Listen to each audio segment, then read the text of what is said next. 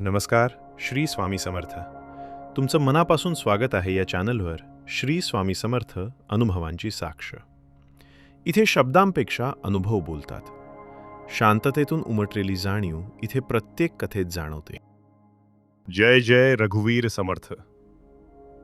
आज मी तुम्हाला माझ्या आयुष्यातील असा अनुभव सांगणार आहे ज्याने माझ्या विचार करण्याची पद्धत, जगाकडे पाहण्याचा दृष्टिकोन आणि श्रद्धेचा अर्थ पूर्णपणे बदलून टाकला. काही वर्षांपूर्वी माझ्या आयुष्यात असा काळ आला होता की मला प्रत्येक गोष्ट अवघड वाटत होती. सकाळी उठल्यापासून रात्री झोपेपर्यंत मनात चिंता असायची. आर्थिक अडचणी वाढत होत्या. कामात अपेक्षित यश मिळत नव्हते. घरातील वातावरणही तणावपूर्ण झाले होते. मी प्रत्येक समस्येवर उपाय शोधण्याचा प्रयत्न करत होतो, पण जितके प्रयत्न करायचो तितके अधिक अडकत असल्यासारखे वाटायचे. मनात सतत भीती असायची की पुढे काय होणार, हे संकट कधी संपणार, माझे नशीब कधी बदलणार. त्या काळात मी अनेक लोकांचे सल्ले ऐकले, अनेक ठिकाणी गेलो, वेगवेगळे उपाय केले, पण मनाला शांतता मिळत नव्हती. एक दिवस संध्याकाळी कामावरून घरी आलो आणि खूप थकलेलो असल्यामुळे देवघरासमोर बसलो. समोर स्वामी समर्थांचा फोटो होता. मी काही बोललो नाही, काही मागितले नाही, फक्त शांत बसलो. आणि त्या शांततेत अचानक माझ्या मनात एक विचार आला. जर मी काही दिवस प्रत्येक गोष्टीची चिंता करणे सोडले आणि फक्त स्वामींवर विश्वास ठेवला तर काय होईल, हा विचार मनात आला. आणि काही क्षण मी त्याचाच विचार करत राहिलो. सुरुवातीला तो विचार मूर्खपणाचा वाटला, कारण समस्या खऱ्या होत्या, अडचणी खऱ्या होत्या आणि फक्त विश्वास ठेवून त्या कशा सुटणार होत्या. पण त्या रात्री मला झोप येत नव्हती. मनात वारंवार तोच विचार येत होता. शेवटी मी ठरवले की एक प्रयोग करून पाहू. पुढचे काही दिवस मी प्रत्येक परिस्थितीत स्वतःला एकच गोष्ट सांगणार होतो: स्वामी आहेत, ते योग्य ते करतील. दुसऱ्या दिवशी सकाळी उठल्यावर मी नेहमीप्रमाणे मोबाईल हातात घेतला नाही. मी देवघरासमोर बसलो आणि शांतपणे स्वामींचं नाव घेतले. त्या दिवशी ऑफिसमध्ये एक मोठी समस्या निर्माण झाली. नेहमीप्रमाणे घाबरण्याऐवजी मी मनात म्हटले, स्वामी, हे तुमच्यावर सोपवतो. आश्चर्याची गोष्ट म्हणजे त्या दिवशी मी नेहमीपेक्षा जास्त शांत होतो. समस्या सुटली नव्हती, पण माझी घालमेल कमी झाली होती. पुढचे काही दिवस मी हाच नियम पाळला. जेव्हा जेव्हा चिंता यायची तेव्हा मी स्वतःला थांबवायचो आणि स्वामींचं नाव घ्यायचो.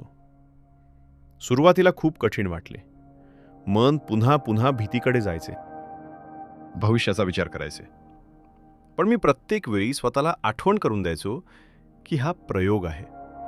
मला पाहायचे आहे की फक्त विश्वास ठेवल्यानं काय होते. काही दिवसांनी मला एक बदल जाणवू लागला. परिस्थिती तशीच होती, पण माझे मन बदलत होते. पूर्वी छोट्या गोष्टींनी अस्वस्थ व्हायचो, आता त्या गोष्टींना तितके महत्त्व वाटत नव्हते. पूर्वी प्रत्येक अडथळा म्हणजे संकट वाटायचा, आता तो फक्त एक टप्पा वाटू लागला. एक दिवस अशी घटना घडली की माझा विश्वास अधिकच दृढ झाला. मी एका महत्त्वाच्या कामासाठी बाहेर पडलो होतो. ते काम झाले नाही तर मोठे नुकसान होणार होते.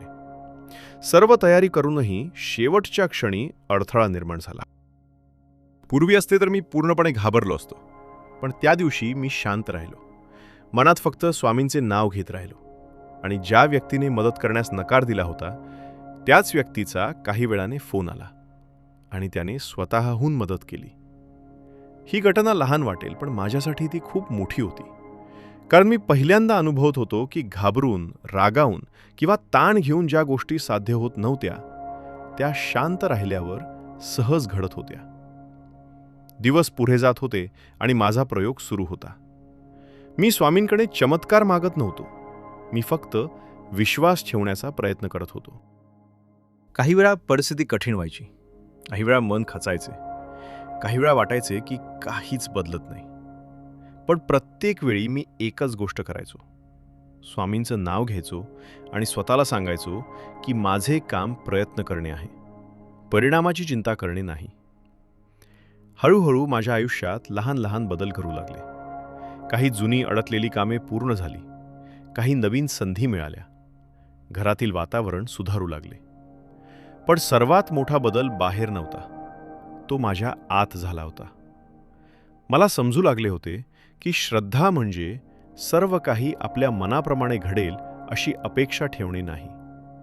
श्रद्धा म्हणजे जे घडत आहे त्यातही स्वामींची कृपा आहे यावर विश्वास ठेवणे. अनेक लोक देवाकडे जातात कारण त्यांना काहीतरी हवे असते. मी देखील तसाच होतो. पण या प्रयोगानं मला शिकवले की देवावर विश्वास ठेवणे आणि देवाकडून अपेक्षा ठेवणे या दोन वेगळ्या गोष्टी आहेत. जसजसे दिवस गेले तसतसे माझ्या मनातील भीती कमी होत गेली. भविष्याची चिंता कमी झाली. लोक काय म्हणतील याचा विचार कमी झाला. आणि मला जाणवले की आयुष्यातील अनेक समस्या प्रत्यक्षात परिस्थितीमुळे नसतात, तर त्या परिस्थितीकडे आपण कसे पाहतो यामुळे निर्माण होतात. एका रात्री मी देवघरासमोर बसलो होतो. समोर स्वामींचा फोटो होता. अचानक मला माझा पहिला दिवस आठवला जेव्हा मी हा प्रयोग सुरू केला होता. त्यावेळी मी पूर्णपणे तणावात होतो आणि आता मी शांत होतो. त्या क्षणी मला जाणवले की स्वामींनी माझ्या समस्या जादूने नाहीशा केल्या नव्हत्या. त्यांनी मला त्या समस्यांशी सामना करण्याची ताकद दिली होती. त्यांनी माझी परिस्थिती बदलण्यापूर्वी माझे मन बदलले होते. आणि कदाचित हाच सर्वात मोठा चमत्कार होता. त्या दिवसानंतर मी हा प्रयोग संपवला नाही, कारण तो प्रयोग राहिला नव्हता. तो माझ्या जगण्याचा भाग बनला होता. आजही अडचणी येतात, समस्या निर्माण होतात, काही गोष्टी मनाप्रमाणे घडत नाहीत. पण एक फरक आहे, आता मी एकटा वाटत नाही, कारण मला माहीत आहे की प्रत्येक परिस्थितीत स्वामी माझ्यासोबत आहेत. आणि जेव्हा मनात शंका निर्माण होते तेव्हा मी त्या दिवसांची आठवण काढतो जेव्हा मी एक छोटासा प्रयोग केला होता, फक्त स्वामींवर विश्वास ठेवून.